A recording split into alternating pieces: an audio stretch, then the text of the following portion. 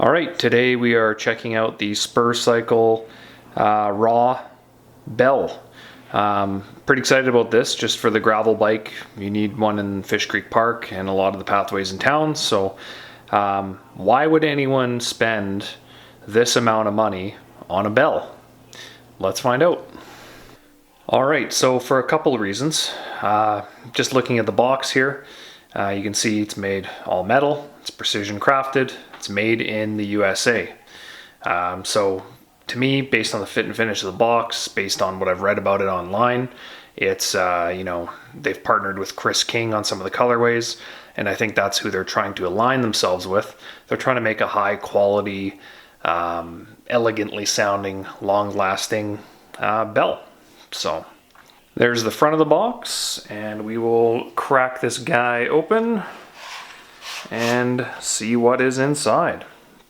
So that is it. Nothing too fancy. I went with the raw color, which is almost like a titanium color, or like a brushed stainless kind of color, which I'm sure online you can find out what it's made of, but looks really sharp. So there's your instructions on the box. Small band for the smaller bars, the larger band for the 31/8 bars. Slide it into 2 slots and tighten the bolt down until it's secure. Nothing too fancy. Here's some detail work on the strap. This is the larger strap that I'm going to be putting it on my road bike handlebar. This is for the 31 or 30 mil, 35, whatever you want to call it. It's going on a 31/8 handlebar, so I used the larger strap. And you can see in the detail work there the etched out Spurcycle graphic, which I think from a detail perspective just looks really, really good. So if we look at the bell itself, you can see it's got that beautiful, nice finish, all metal parts, nothing that leaves anything to the imagination. I think it looks fantastic. You just pull this guy back and ring that. What I'm going to do is actually put it on the bike for you guys to hear what it sounds like, and then that way you can kind of form a judgment off that. But from what I've read online, apparently it is quite loud, but in a great way, and fills the room or fills the pathway far ahead, lets everyone know as you're coming, and it doesn't sound cheap. Certainly doesn't look cheap. So big shoes to fill. Here's a bit of a side profile on it, on top of the Spurcycle box. Just another angle for you guys to check it out. Really, really nice build quality. Really excited to get this mounted on my Kona Sutra.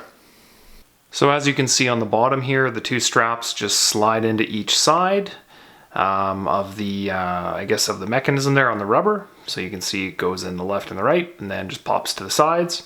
And then there's a 2.5 mil hex head on top that you just tighten down, and it pulls that inside the bell. So tightens everything up. I'm going to put it on the front of the bike. So there it is with it pinched. It's just loose right now.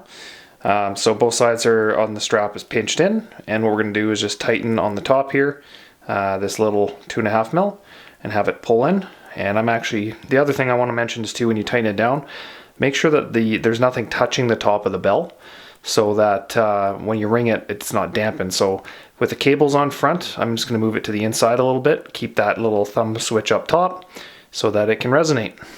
So there we have it, all mounted up. Good lever feel, nice and tight, no cables touching. And we can go ahead and ring it a couple times so that you guys can know why you'd spend $50 on a handmade in the US bell.